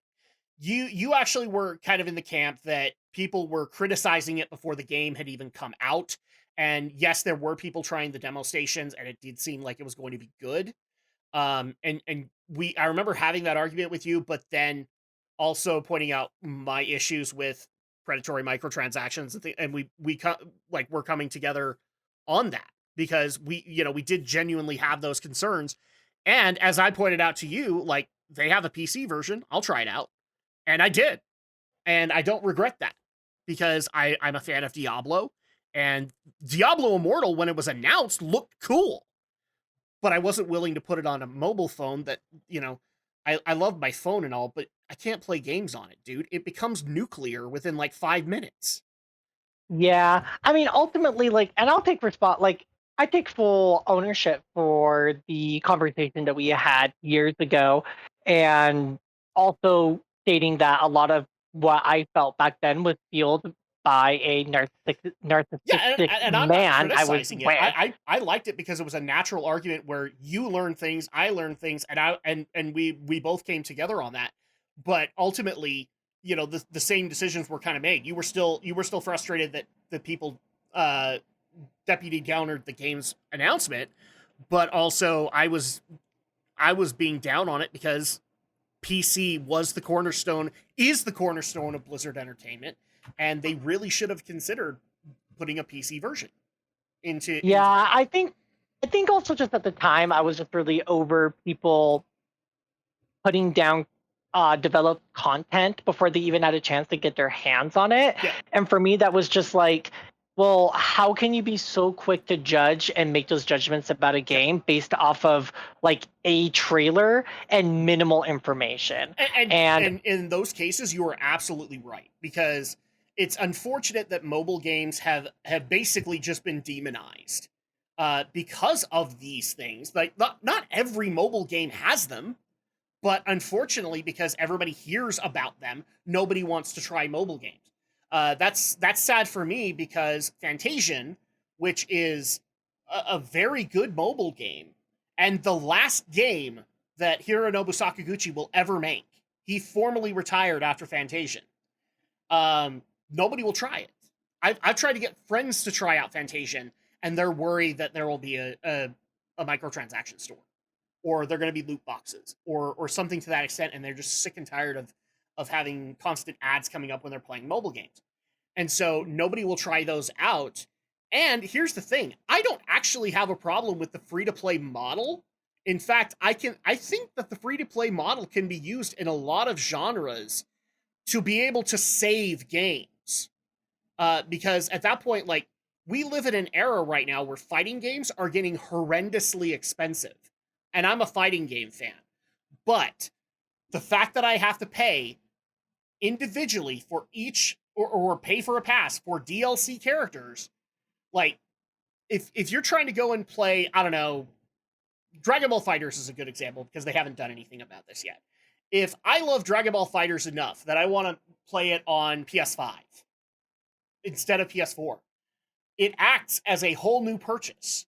And therefore, I don't have any of the DLC characters. I have to buy them one at a time, each time, kind of thing. And that becomes a real problem. And what's funny is I've seen a lot of people making a very decent argument that if you made a fighting game free to play, that would probably solve the issue. Because you could easily make some of those characters, yes, you have to attain them with viable money, but at that point, it wouldn't be that bad. And it actually would be salvageable, and the fighting game community would not have problems bringing new people into them. Another game that I can think of right off the top of my head, Friday the 13th, the game. would have benefited from being free to play. Yeah. Alex, do you remember a game called Evolve that was announced a while back? No, I don't think I remember this one. It was I basically Alien. do. It was Alien or Predator in premise, and they actually tried to adopt a free to play model later on in order to cover a lot of the costs. But if they had started that way and people understood that, that would have saved that game, and it would still be being played today. Instead of, I believe it was like a couple of months ago, or maybe even last year, when Evolve servers went down. Because that premise should have worked, as far as I'm concerned. It's just when you put it in a regular video game kind of format where you have to purchase seasons of content, it doesn't really work. But free to play would have saved it. And so at that point, I don't have a problem with mobile games or free to play. I just wish they were implemented better. So then at that point, you could be a mobile gamer and it wasn't considered to be a bad thing. Or you could play free-to-play games and you weren't considered a pariah because, I've seen a lot of people like in college campuses be called cash cows or whatever because they play free-to-play games, and that's what they love to play. But unfortunately, it's games like Diablo Immortal that give that bad reputation, and deservedly so. And that's the sad reality here. Is like, this is Blizzard's reputation immediately going down the toilet. But that being said, I think we've hit the nail I think we've put the nails in the coffin, and Xi Jinping will be sending that out into the ocean, because Diablo Immortal is going to be considered a financial fail. Well, I wish I could say that, but Blizzard's already said that they've made millions on Diablo Immortal from microtransactions. So, well, no shit. Yeah.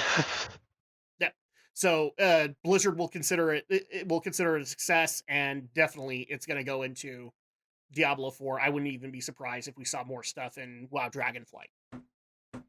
There you go. That being said, I'm not sure what I'm trying to say. Never mind. Moving on. So in that case, actually, you know what? Alex, I'm going to give you the final thought, because you were the one that didn't have a phone in the first place. So, what are you thinking? Are you going to try out Diablo Immortal? No, not at all. All right. All right. So, we had a bunch of game announcements happen, and I actually told the panel to kind of answer a few things. Now, Alex is an anime content channel and a creator in that regard. There are a few games that he might be interested here and there, so do you have these answers, Alex, or do you want to just be skipped on this one? I got to skip. I haven't really looked too deeply into anything. So the announcements. Me and Brenton will basically be convincing you of the stuff that we actually saw. So without further ado, let's get into this. So we had tons of gaming announcements that were done throughout the month of June. What was the best announcement for you, Brenton? Wow,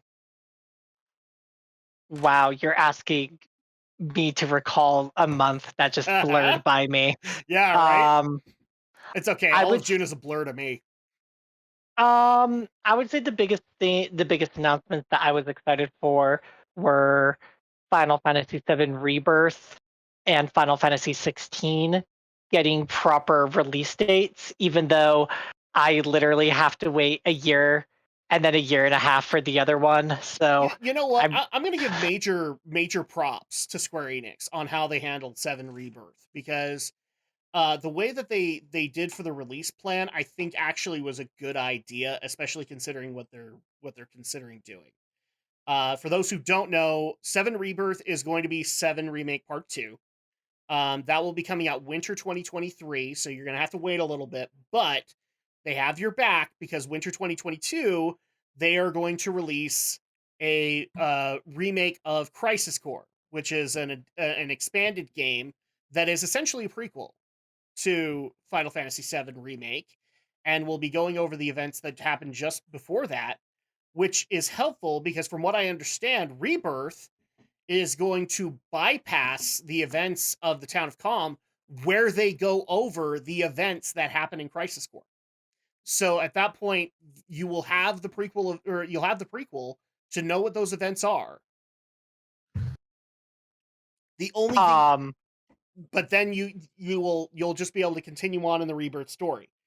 I don't know that for certain, and in fact, I don't want them to do it because it hurts the story a little bit. But I do like the fact that they're going to give you something in winter of 2022 to tide you over until 2023. And also 16 in the middle of that, because 16 looks fucking awesome. You're gonna really enjoy 16, Adam, because I'm enjoying the producer Strangers of Paradise, so I'm good. The producer of 16 is the producer of 14, and you know how much I love 14. So he's not working on 14 anymore? No, he's working on both games. Okay, all right. Like, that's how much of a beast this man is. 16 is going to be phenomenal. No, I'm already happy about it just because it feels like a logical conclusion, because for those who don't know, Final Fantasy 16, ever since 12, I want to say, they've been trying to figure out where Final Fantasy goes now with MMOs in the picture. And a lot of their focus has gone towards the MMOs, so they've had a state of flux when it came to 12, 13, and even 15 to an extent. And 16, I think they figured it out, because they're basically going to adopt a Souls-like format, which is the craze right now for RPGs. And they've learned from the best to be able to, or one of the best in order to be able to do it, from Team Ninja. So at that point, they're going to be in good hands, as far as I'm concerned. And I've been playing Strangers of Paradise, so I can tell you, despite the silly story, I am excited for 16 and what it probably has in store. Other things that I'm excited for, Xenoblade 3 looks really good. It just also looks overly complicated at the same time. It's a Xeno game, they all are. Like, well, once they started getting into the Ouroboros mechanics and, you can swap classes, I was like, come on, why? Yep. Everything sounded so good until this. Why? And to me, I'm just like sitting here like, welcome to a monolith soft game. And I know I'm being complainy. I'm pretty sure I'm going to get into it, and it's not going to be as bad as it initially looked, and I'm going to be like, oh, this was great. Yeah.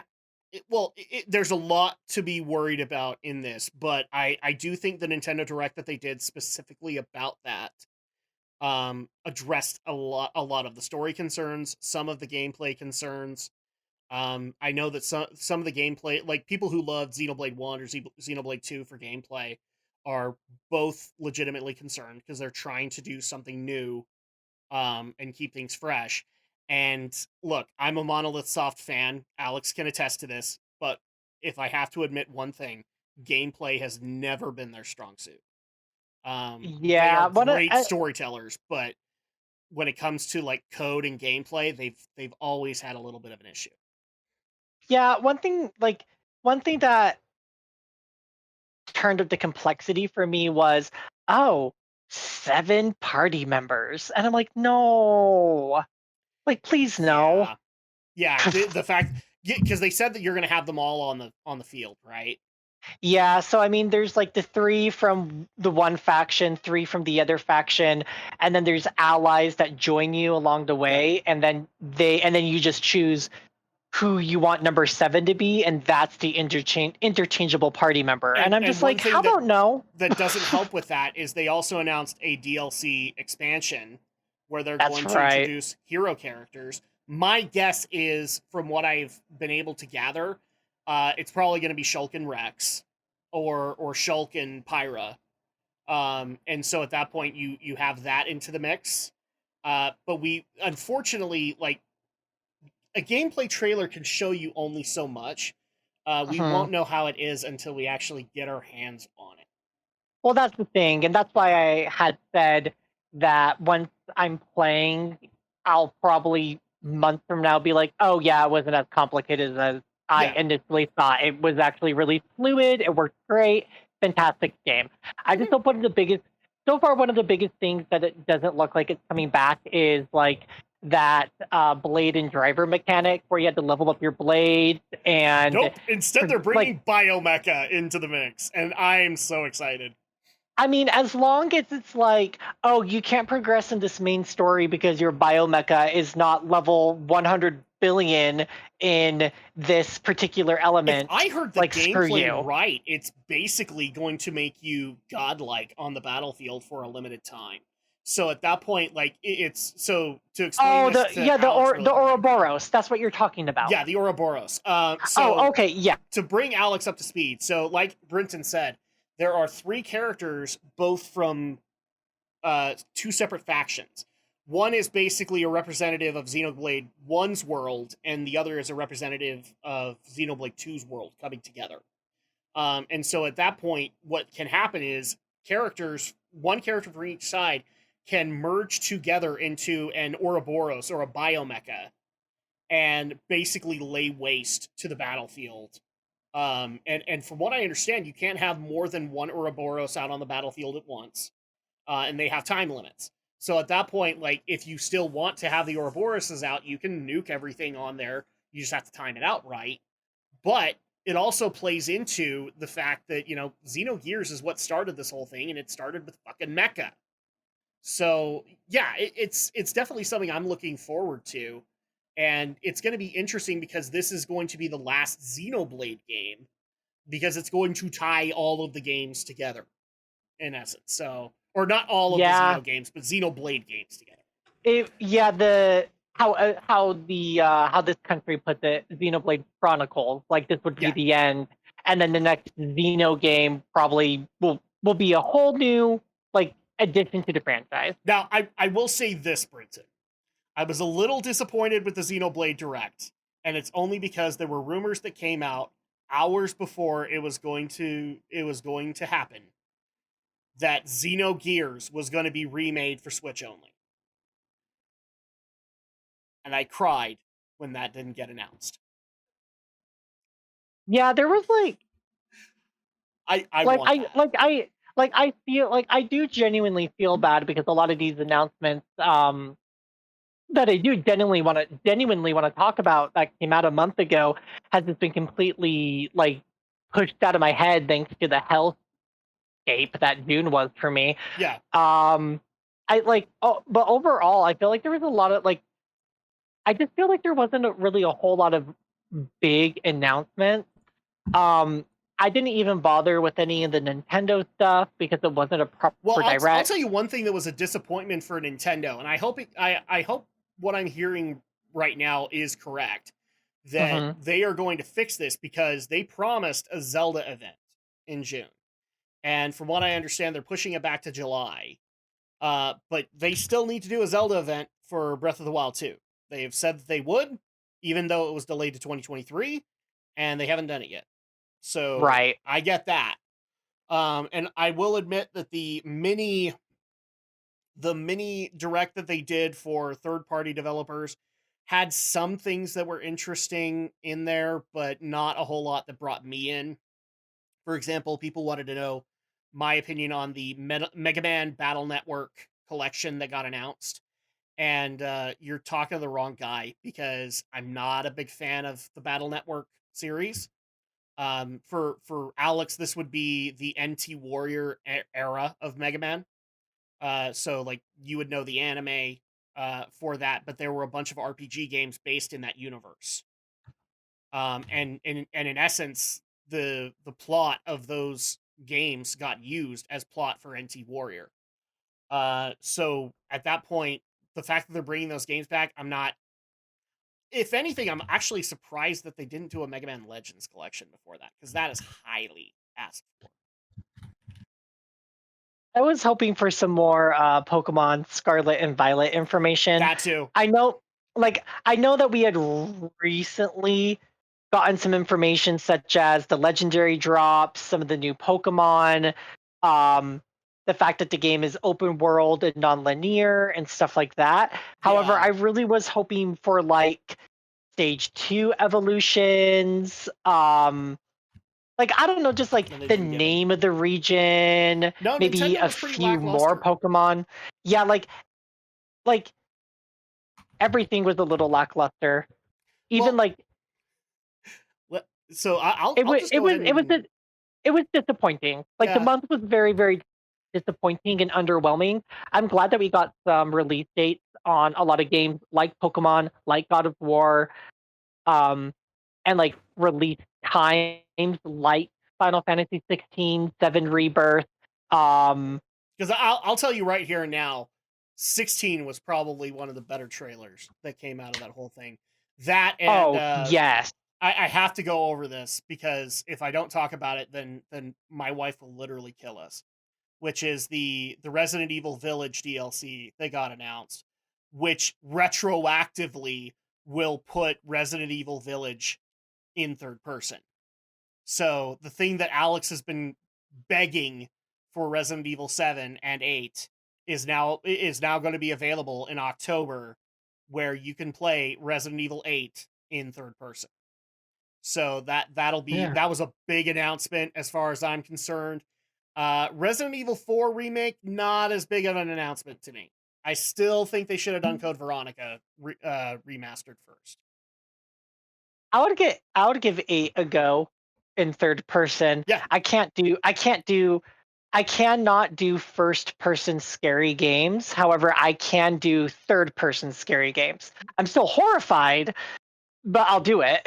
see, what's funny about it is that the reason that they're having to do it is because the DLC campaign will be in third person, because it will be following Rose Winters Yeah. through her story, and that will all be third person. So at that point, they basically said, "Oh, well, we're already doing this anyway. Let's give the people what they want, and give them a third person Ethan." And guess what? You get it for Village. You don't get it for 7, but you get it for 8. And I thought that was a good idea on their part. The 4 remake is not a good idea right now. To me, 4 is still too new to deserve a remake. And I know that sounds weird to say. It came out in 2005. So, like, if they did it in 2025, I probably wouldn't have had an issue. But it's still Well, a little too early. I mean, there's obviously a pattern going on here, so I would expect a remake of 5 and 6 around the corner too. You mean make them better? Well, that's what a remake means, yes. I wouldn't mind that. I've never played 6. So at that point, I avoided that dumpster fire long before. Like, I played a little bit of 5. I think I played it long enough to beat it, and I wasn't very satisfied. But I got warned ahead of time for 6, and I've never played it. So at that point, it would be cool to have those remade and better. I did watch 6 be played. However, 6 is only 10 years old, really. So it's like, I'm not going to say, oh, we'll get Resident Evil 6 remake by the end of the decade. I'm pretty sure it's going to be like another 10, 15 years down the road for that one. It has to be. It's still too new of a game. So I will just go ahead and bounce into the worsts here, because we're talking a lot about the worsts. Microsoft, Might as well. as far as I'm concerned, because the biggest thing that they had was people were wondering what they were going to do with Blizzard and Activision Blizzard and with Bethesda, and that presentation basically told me they ain't doing jack shit. They're gonna let these companies falter, and then they're gonna take over right off the bat, because I have no problem saying that Starfield was not encouraging for me in the slightest. In fact, it made me think that, yeah, the Skyrim engine is getting really old at this point. I will be honest with you. I didn't even bother watching Microsoft because I just don't care. Dude, it was 7. It was 8 hours long. That is unacceptable for any press conference.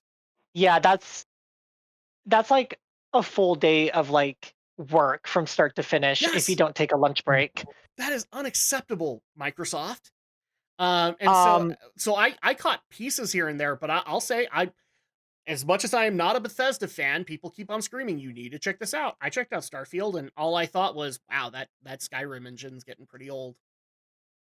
The only thing that I did look into was Starfield because of how much news specifically on that game there was after the day-long, like work-long presentation, and it was just criticism. Yeah, And it's not looking good. Isn't Starfield the game that's been in development for like basically forever now? No. Starfield has been in development for a few years at this point. So rough development time for a video game is like 4 to 6 years. Starfield has been in development, I think, for about 4 or 5 at this point. It the is really good basically games it's are, sci-fi Elder Scrolls is what it is. and really good games are in development for like 7+ years. Yeah, but don't push them out too long. Like Kingdom Hearts 3 is a good example. Don't push 15 years. Final Fantasy 15 is an even better example. Don't push things past 15 years. Yeah, but then you also have really good examples like Horizon Zero Dawn, Breath of the Wild. Like, I mean, you and I did agree that Forbidden West was truly a remarkable sequel and made the game even contended better. with Breath of the Wild, I have no problem saying it would have given Nintendo a run for its money. Oh, 100%. Like the Horizon franchise is an excellent example of what a proper development should look like. Well, and especially since Guerrilla basically had to, like, I'm obviously bringing like unessential info here, but Guerrilla had to reinvent the wheel when they did that, because up until that point, Guerrilla was doing Killzone. They were doing shooters. Right. Mm-hmm. They had to basically reinvent themselves from the ground up to do Horizon. And despite the fact that Guerrilla cannot pick release dates to save their life, they actually put out really good games. So yeah, I don't know how they shot themselves in the foot a second time with Forbidden West. However, it's outselling Elden Ring. I like the memes that are coming out where Sony's like they have a Sony rep coming in going, "It's okay, we'll pick the release dates from now on." So, going back to Starfield, I mean, I watched the trailer. I did give that a proper watch. I looked at people's opinions. I looked into information, and like my feelings are the same as yours, Adam. I was not impressed. Nope. And knowing how long that game has been being worked on, I just took one look at it and I was like, Bethesda, is everybody literally drunk while making games over there? Like, what are they doing? Have they not learned from the flop that they have had over the last several years? Or are they literally just riding on the magic carpet of Skyrim? What they're not doing, and that's quality assurance. So that's a given. That's a given. And frankly, that's the first thing that Microsoft should have fixed. And it looks like Uncle Phil doesn't want to fix that yet. So I'm just gonna love it when Tom Howard runs himself into the dirt again. I mean, the other thing that I also want to point out for Microsoft is, and I'm going to give a little bit of crap to Square Enix as well, because both of them did this. They both had announcements for Avengers and Fallout 76. I'm sorry, you have announcements for dead games? Nobody came back for Wakanda, from what I understand. Nobody's going to come back for Thor Love and Thunder. It ain't happening. So at that point, Square Enix, why are you working on that game still? And Fallout 76? Really? Really? Bethesda, you're still working on that game? I'm actually I'm actually genuinely surprised that they're working on that game. Like, what are they even developing for it? They're developing an expansion into it. Truly. Which yes, and the best part about it is when you actually go into the details of it, it's a bunch of bug fixes. Oh God. So it's not really an expansion, it's just bringing it up to regular game standards. Why the fuck is Bethesda a company again? It's same reason that we can say that for Blizzard, Adam. They had their golden era, they had their heydays where they made really phenomenal games. But I'd argue whether or not Bethesda even had that era. Okay, well, Blizzard did, and yes. Blizzard did, and now they're spiraling, and Bethesda just kind of did something, and now they're spiraling. Yep, so, yep. So I don't like. I'll continue to have this fight on streams. Todd Howard is not the visionary that the gaming world thinks he is. No, he's not. Like the last presentation that I watched him in at an E3 was when Starfield and Elder Scrolls 6 was announced, and he went off on like a 30-minute monologue that had nothing to do with the gaming. And I was like, dude, like I'm bored. What was You're even more boring annoying me. about this is so Todd Howard was the one that unveiled Starfield, and immediately he was Yes. getting interviewed about like, okay, so what's your plan after Starfield? And he's just setting himself up for failure, because he's saying, as soon as we're done with Starfield, we're going to go and immediately work on Elder Scrolls 6. And then we're going to go work on Fallout 5. Are you kidding me? What if one of them bombs? Uncle Phil is going to say, And I can guarantee you it's going to happen after Starfield, because he's going to look at that and go, yeah, your Skyrim engine needs a little bit of work now. Like, you need a whole new engine at this point. So that's I'm surprised that they didn't just like make a new one or upgrade. Like, I'm really shocked. No, apparently Bethesda has the same reputation as Telltale does, where they run engines into the ground before they improve them. And so at that point, then they get the complaints, when we're 10 years from when that engine was first used, where it starts to look dated. And I know that was happening with Telltale when like Guardians of the Galaxy, the game, happened. And guess what, boys and girls? It was happening with the Skyrim engine by anything after Fallout 4. It literally was. Like, even the Skyrim remasters for Switch, everybody was saying, yeah, this engine's getting kind of dated. Yeah, I would like Fallout 4.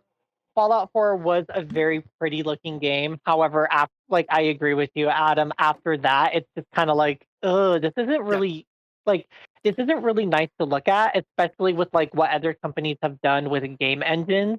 Yeah. You can take this example. It's just you can take it or leave it. It's just the first thing that came into my mind.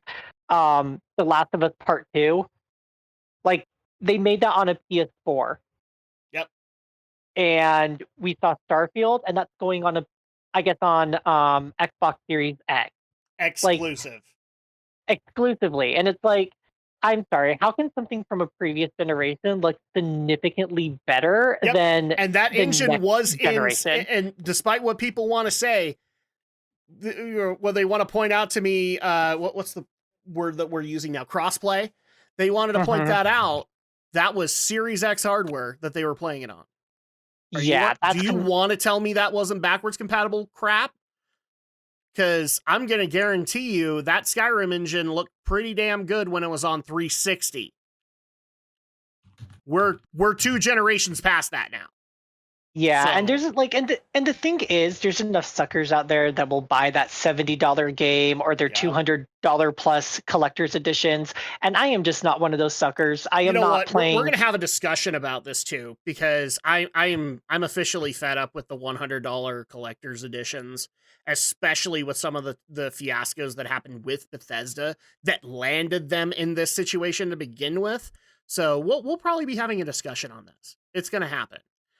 Yeah. I mean, I'm a fan of collector's editions. I usually limit myself to one a year. The one I chose for this year was Forbidden West, and I love that collector's edition. It's beautiful. I don't have a problem with collector's editions when they're done right. Yeah. But in the case of like Battlefront, where all they gave you was a season pass where you knew nothing about what was in there, guess what, boys and girls? You paid way too much for what was actually in there for Battlefront 2015. Oh yeah, I don't. But you did that with no knowledge. Yeah, I don't put money down on the collector's edition unless I am able to see specifically this is what you're getting, and I know 100% this is what I'm buying. See, it's funny you bring that up, because I was having this discussion. What was it, last week's stream, Alex? Where I was actually like, Alex, talk me off the ledge. I don't want to buy $100 collector's editions, but I've now since seen the Xenoblade Chronicles Nintendo Direct where they announced the collector's edition, and I'm just like, dude, there's actually a lot of shit in there that I want. And I'm usually like a big advocate for not paying for the $100 collector's editions anymore, because I think more money gets spent on the Master Chief replica than the actual game. But in this case, I looked at it and went, I know what's in here. It's everything that I want, because I can guarantee you hero characters are going to be Shulk and Rex or Shulk and Pyra, and I'm even going to get an expansion out of it that's going to expand the story a little bit. And Alex, why don't you go ahead and give your answer to that? Because with shit, what is it? Xenoblade. Yeah, Xenoblade. Too many Xenos. I get it. Too many Xenos. With Xenoblade, at least I think you know you're going to get a quality experience there because you like the franchise and you know that Monolith has delivered quality game after quality game for you. Yes. So for you, I think that'd be a better investment because you know you like this, you're going to get worthwhile out of your money. It's the same with me when I want to buy like an expensive anime deluxe set of some kind that might include a few extra bells and whistles. Because it's like, it's an anime I really liked, and I want to. So but you make sure the bells and whistles are worth it. Yeah, for sure. And in the cases of a lot of these collector's editions, where it's just like it's a blind season pass to whatever they decide to put in there, that it ultimately might not even be worth the $200 that they're at. That's why I'm saying this is going to be a discussion topic, because this is definitely something about the gaming industry that needs to change. In the next few years, is like, I have no problem with you doing collector's editions, but we need to assess priorities here, and the game needs to be worth it, as well as the content making sense that's being offered. So because I actually just need to move this along, so we've kind of talked about the games that we're excited for a lot of these. The other game I'm going to mention, because it came out of nowhere, and I can't even remember the studio that announced it. Actually, no, never mind. It was Team Ninja that announced it. We're getting, they announced Wolong Fallen Dynasty. This was a surprise game that I actually got excited for, because it's basically a Devil May Cry game in the Three Kingdoms era of China. So it's basically Devil May Cry meets Dynasty Warriors. And that's amazing, in my opinion. So I'm looking forward to that. What is this called again? I didn't even know about this. It's called Wolong Fallen Dynasty. And if you want, I'll send you a trailer, because it looks amazing. It's like Crouching Tiger, Hidden Dragon shit. Okay. Actually, no, it's not even Devil May Cry. It's Souls-like. So it's Team Ninja doing Neo, but in China. And so at that point, I'm like, dude, you guys keep doing this stuff, because Capcom obviously hasn't given me Onimusha, but you guys are giving me what I freaking want in this regard. So I was absolutely ecstatic for that. Some of the indie presentations were amazing. Black Wukong is looking amazing, even though it's a Chinese company. I don't know if I want to support it, but there was actually a lot of really good, surprising games that did get announced during all of this, but they were all in between all the big stuff. And so you have to go out and look for them to be able to get them all. But it was amazing to be able to see some of those announcements later on. And unfortunately, Nintendo was kind of lackluster. But I will say, I won't watch the full 8 hours, but Microsoft had some good things to announce, and Sony did as well. You just have to look for them. And that's kind of the downside of this whole thing. They definitely need to figure this stuff out if they want to do this from here on in, because I do not think E3 is coming back next year. I think it's going to be this format from here on in, and they need to figure it out, especially in regards to Nintendo, because they need to figure out when to do all of their announcements. Because now, like you pointed out, Brenton, you need a Pokemon Direct for Scarlet and Violet. You need a Zelda Direct. I've seen people screaming for a Mario Direct, because people are wondering what the next big 3D Mario game is going to be. There's lots of things that needed to happen there. And the most recent thing that Nintendo's interested in doing is getting you all to buy their Switch OLED Splatoon version. Oh yeah, I just saw that the other day. Yeah, I'm not buying it. Oh, I'm not buying it. I'm happy with my Animal Crossing version. Actually, what makes me laugh about this is, okay, so the Switch OLED came out around the same time as Metroid Dread. And they didn't do a version for that. And I can guarantee you Metroid fans would have come out in droves to buy that, to support it, because Metroid games don't happen that often. So they didn't do that, but they did it for Splatoon? Really? I would buy the Joy-Cons, and if they don't ever sell them separately, the Pro Controller looks kind of cool. The Pro Controller for Splatoon or for Dread? For Splatoon. Yeah, for Splatoon. That's the thing that actually kind of frustrates me, is we didn't get Joy-Cons for Metroid Dread, because I totally would have bought them. Dread, yeah. I still play Dread, so at that point, yeah, I would totally do it. And I'm not knocking Splatoon, guys. I actually think Splatoon's an amazing idea, but Splatoon's been off the radar for so long that unless you're just dedicated to them, I don't know if people are going to go out of their way to buy a Switch OLED for Splatoon. If you did it for Pokemon or for Zelda, it would make sense. I could see a bunch of people doing that, but not for Splatoon. Unless maybe you announced that the Wii U version of Splatoon, which had all of the cool campaign that everybody loved, was coming in Splatoon 3, you know? Or specifically to the OLED version. I don't know. But that would have definitely helped. So I think that's pretty much it. Like, there's a lot of really good surprise announcements in there that I'll probably even put links to in our Discord server so people can appreciate those. But yeah, it was kind of meh. It was kind of lackluster unless you were a Square Enix fan. Unless you were a Capcom fan. Even Sony, to an extent, was kind of lame, because the biggest highlight that they had was Last of Us Part 1, and that got easily debunked pretty quick. Because Ragnarok, we just barely got the release date for that. I don't even... Did they even have a trailer for Ragnarok at their Sony event? No, they didn't. No, because I don't even think they had... Did they have Spider-Man? No, they didn't. No, because Insomniac's getting hammered about that right now. I don't think we'll see anything. I don't think we'll see anything on Spider-Man or Wolverine until next year. Probably not. And I'm guaranteeing it's probably just going to be Spider-Man only, because I think they're still early stages for Wolverine. But yeah, we'll probably see something for Spoken towards the end of the year. We'll probably see something again for the Harry Potter game as we get closer to winter. Yeah, that one Andrea was very happy about, that at least got some new info on that, because the reveal event had happened months before, but then they did a little bit more gameplay, and it is looking good. So I'm going to give them some credit, and also I'm going to give some credit to Rocksteady, because Gotham Knights, we completely didn't mention this, but Gotham Knights is going to be a thing.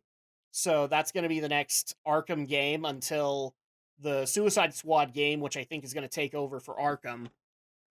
But yeah, that's pretty much all we've got on this one, and we are actually over time here, so I probably better wrap things up so people can get to bed. So, in the meantime, yeah, if you guys want to see those trailers, I will put them up on the Discord server for you guys to appreciate. And Alex the Shadow Blazer, if people want to be able to reach out to you and ask your opinions on the stuff that we talked about tonight, and ask whether or not you will buy Diablo Immortal, how can they reach out to you?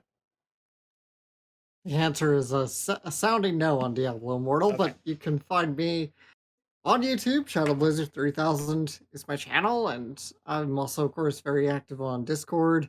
I link all the Discord channels I'm a part of in my various videos, so just look in the descriptions and you can find me there. Those are the best places to reach me. Yep.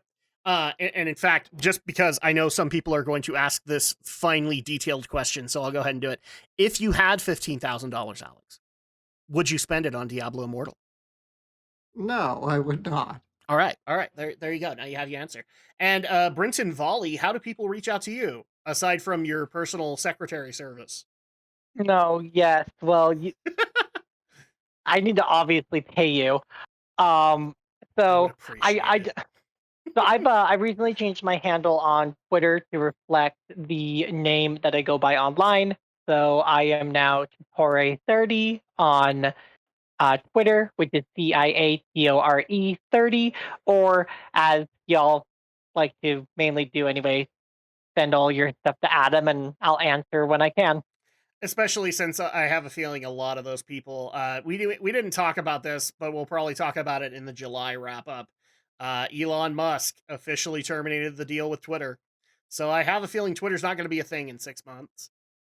I I guess never saw that coming. What was that? I said with much sarcasm, holy cow, I never saw that coming. Yeah. I Like, actually like that they actually announced that they were going to sue Elon Musk because he wouldn't buy their company. So even though he had to pay according to the agreement, he had to pay a $1 billion termination fee. Oh my if he wasn't going to buy the gosh. company, they also announced that they were going to sue him.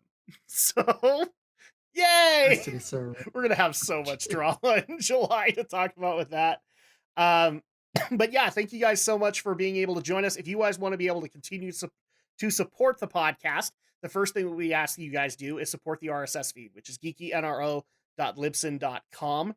Or you can listen to us on Apple Podcasts, Amazon Podcasts, Google Podcasts, Spotify, and Player.fm, and you can give us a good review on those because that always helps with the algorithms there, and we do appreciate it. But that's where everything is. So if you guys want the podcast, great. But also, if you want to have the additional content like Geek News Anime Night, Geek News Marathon Night, Geek News Movie Night, we will have all of that up on the RSS feed for you guys to be able to have, which some of it might not be hitting YouTube, specifically things like Geek News Movie Night. So you want to be able to consider that. Also, in light of how that content is doing, because you guys really love it, I am going to be changing around some content and, by you guys' request, openly inviting both Brinton and Alex to join me on Geek News Anime Night or Geek News Marathon Night with suggestions for that. And who knows, maybe you'll get some of those where the three of us will review something like, I don't know, the Devil May Cry anime or other things that you guys suggest. So open invite for these guys to be able to join us. It's not like it wasn't already there, but now that I've formally done it. And speaking of Geek News Movie Night, I do have a little bit of business in that regard because unfortunately I was so busy with CDL training, I forgot to put up the poll. So I'm going to go ahead and fix that when this podcast goes live. The poll will be up on social media platforms for you guys to vote. And just as a reminder of the topic that we have, it's going to be an inspirational animated movie that is not made by Disney and or Pixar. And the suggestions that we have for that is Brinton is suggesting The Boy and the Beast. We have Alex suggesting Haikata-san, Here Comes Miss Modern. Did I say it right? Yes, that's right. Okay, I didn't murder it. Great. And then I am recommending Transformers the movie 1986 version because we all know that Toei did it better than Michael Bay. So at that point, you guys can vote on that as soon as this podcast goes live. Let us know what you guys want to see there. And who knows, we'll probably even have some more Geek News Movie Night coming on in the future because, well, there's a lot of movies and we can cover a lot of them in our own due time.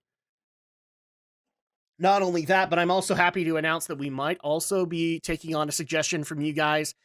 And who knows, maybe on the Discord server, we'll be doing some watch parties. Holy crap, that might be a thing. So you guys can look forward to that. And of course, you can also support the podcast on social media, specifically on Twitter. Although I'm just going to go ahead and be honest with you guys.